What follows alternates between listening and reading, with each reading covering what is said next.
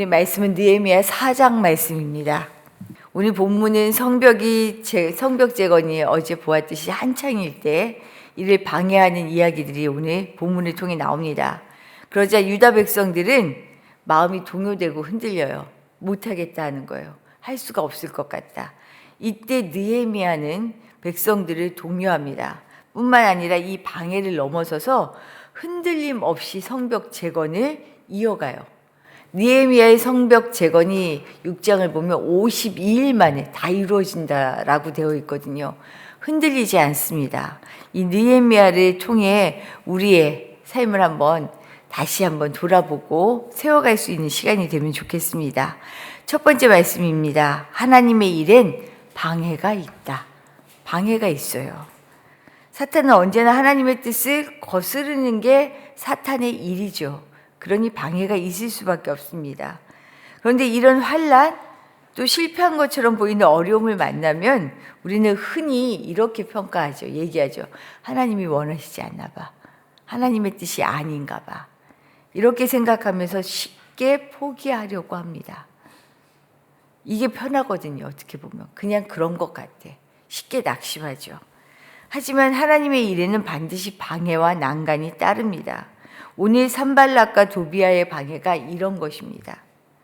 사실 산발락과 도비아는 느헤미야가 예루살렘으로 귀환했을 때부터 근심하기 시작했어요. 느헤미야 2장 10절을 보면 이렇습니다. 제가 읽어드릴게요. 호론 사람 산발락과 종이었던 암몬 사람 도비아가 이스라엘 자손을 흥왕하게 하려는 사람이 왔다를 듣고 심히 근심하더라. 지금 이 땅이 자기들이 그냥 주도권을 쥐고 있는 땅이 되어버린 상황이었는데 이 땅을 일으키려고 하는 사람이 온다라고 하니까 근심이 되는 거죠. 사마리아의 총독이었던 산발락과 암몬 사람 도비아의 입장에서는 나라가 무너진 후 포로로 흩어져서 아무 힘을 쓰지 못하는 유다 예루살렘을 마치 자신들의 영향권 아래 있는 것처럼 살아왔던 것입니다.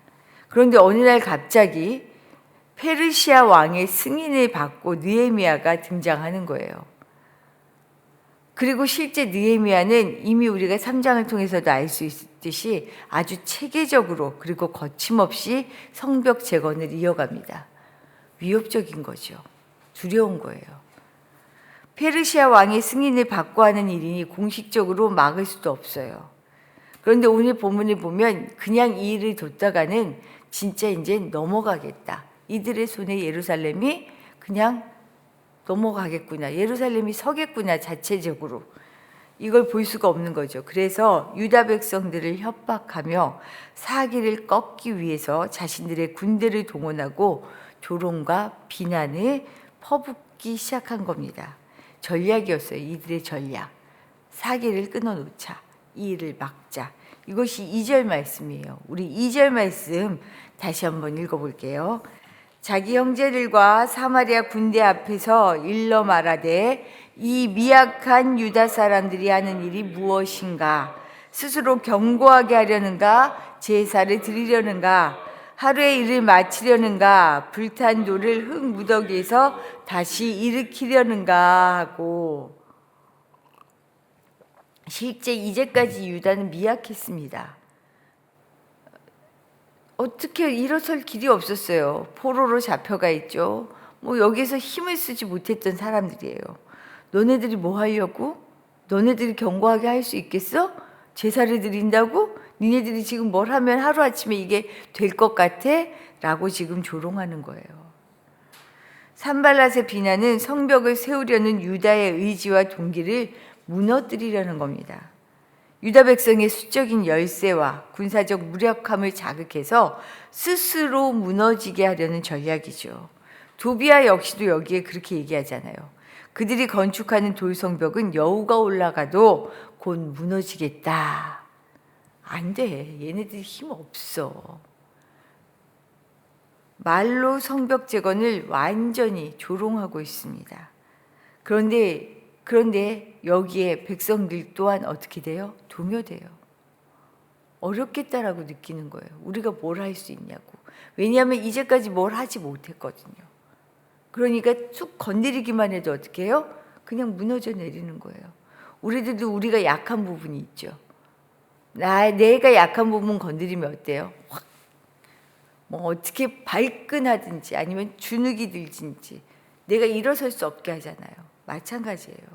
그런데 정말 놀라운 것은 느헤미야는 여기에 휘둘리거나 휘말리지 않는다는 거예요. 이런 상황에서 느헤미야는 이들하고 논쟁하지도 않아요. 그가 택한 선택은요, 두 가지입니다. 하나님께 기도하는 것과 구체적인 전략을 세우는 거였어요. 군대까지 동원하며 겁박하고 심리적으로 압박을 가하지만 하나님이 주도하시는 일은 누구도 방해할 수 없다라는 확신을 지금 느헤미야가 가지고 있어요. 그래서 4절, 5절을 통해 느헤미야는 이들의 방해를 그냥 두지 말고 하나님의 일을 하시도록 기도하고 있는 거예요. 하나님 그대로 두실 겁니까? 아니잖아요. 이거는 하나님의 일을 방해하는 거잖아요. 상황과 다른 사람들의 시선, 말에 휘둘리면 끝이 없습니다. 우리 너무 많이 경험해 보셨죠? 너무 좋았는데 한순간 한 사람의 말 때문에 한 가지의 사건 때문에 그냥 뭐 나락을 가요. 혼자. 휘둘리면 일은 일어나지 않습니다. 일이 일어나지 않는 정도가 아니라 그냥 다시 무너져 내리죠. 무릇 지킬 만한 그 무엇보다 뭐를 지키라고요? 마음을 지켜야 하는 이유가 여기에 있습니다. 마음을 지키는 것, 이것이 믿음의 시작이에요. 우리가 느헤미야를 통해서 정말로 하나님의 일에 방해가 있다라는 것을 너무나 자연스럽게 받아들일 수 있어야 합니다. 사는 게 쉬우면 우리가 이렇게 사실 기도하러 나올까라는 생각도 들어요. 인생이 그런 거잖아요. 방해가 있는 게 당연한 거예요. 하지만 이 방해가 우리의 마음을 무너뜨리게 해서는 안 되는 거죠. 느헤미야를 통해서 어떤 상황에서든 하나님은 하나님의 일을 나를 통해, 우리를 통해 하신다라는 확신을 가지고 살아갈 수 있기를 축복합니다. 두 번째 말씀은요, 기도하며 준비하는 사람이 응답을 누리게 되어 있어요. 산발락과 그 무리는 조롱과 비난으로 성벽 재건을 막을 수 없다는 것을 깨달았어요. 그러니까 이걸로 안 되네, 이 단계를 쓰는 거죠. 사방 여러 나라와 합심하여서 예루살렘을 무력으로 위협하게 됩니다. 8절 말씀이에요, 이게. 8절 말씀 제가 한번 읽어드릴게요. 다 함께 꾀하기를 예루살렘으로 가서 치고 그곳을 요란하게 하자기로. 우리가 같이 아예 치자, 그곳을 흔들어 버리자라는 겁니다. 이들의 음모를 알고 느헤미야는 또 전략을 세웁니다.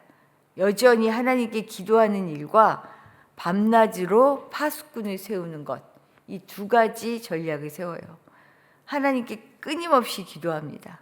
그러면서 밤낮으로 파수꾼을 세워요. 그렇지만 느헤미야의 노력에도 불구하고 유다 백성들은 어때요? 이미 마음도 몸도 지쳐 자빠졌어요. 우리 10절 말씀 한번 읽어볼까요? 10절 말씀입니다. 유다 사람들은 이르기를 흙무더기가 아직도 많거늘 짐을 나르는 자의 힘이 다 빠졌으니 우리가 성을 건축하지 못하리라. 성을 건축할 수 없다라고 얘기해요. 우리는 이미 힘 빠졌어. 지금 건축할 일은 훨씬 많이 남았는데 우리한테 힘이 없잖아. 되겠어? 안 돼. 참 힘 빠지는 일이죠. 함께 힘을 모아도 어려운데 방해꾼들의 전략이 지금 효력을 발휘하고 있는 셈입니다. 그런데 느헤미야는 이들을 격려해요. 신앙으로 격려합니다. 14절 하반절의 말씀을 보면 이렇게 얘기해요. 너희는 그들을 두려워하지 말고 지극히 크고 두려우신 주를 기억하고 너희 형제와 자녀와 아내와 집을 위하여 싸우라 하였느니라. 하나님이 우리와 함께 하셔서 싸워주시니까 염려하지 말고 두려워하지 말아라 라고 격려하는 거예요. 그런데 이 말로 격려할 뿐만 아니라 현실적인 전략도 제시합니다. 16절을 보면요, 백성의 절반은 건축에 건축이 멈추지 않게 건축하는 일을 하게 하고요.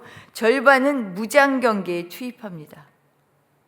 또 언제든지 전체를 모을 수 있도록 나팔수를 곁에 두어서요. 공동체 전체가 하나로 언제든지 모일 수 있도록 하는 전략까지 세워놓습니다. 하나님이 우리를 위하여 싸우시고 함께 하시는 그래서 두려워하지 않도록 독려하며 느헤미야 역시도요. 어때요? 백성들과 함께 옷을 벗지 않았어요. 언제든지 싸울 준비를 하며 온 백성이 똑같이 무거운 짐을 지는 모습을 보이고 있어요. 이거예요, 이거. 대적자들의 방해에 맞서 흔들림 없는 이 힘 어디서 나와요? 기도예요. 기도로 돌파합니다.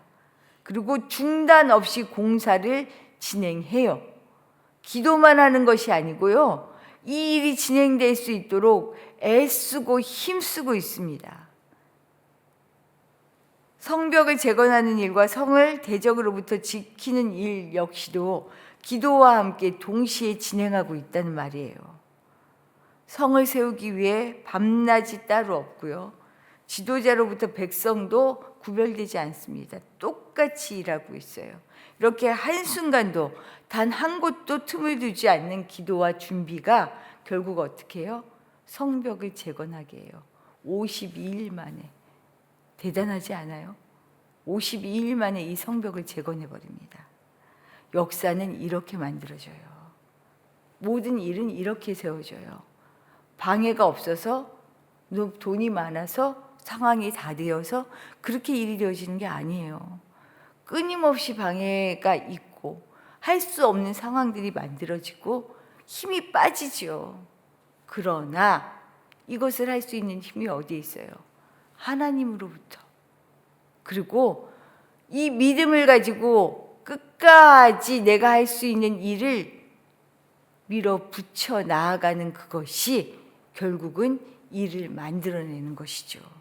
응답은 이렇게 기도와 준비를 통해 누려질 수 있는 것입니다. 우리가 기도하잖아요. 날마다 나와서 기도하잖아요. 그리고 기도하기를 힘쓰잖아요. 기도는 무기력한 것이 아닙니다. 할 수 있는 것이 없어서 그냥 기도하는 것이가 아니에요.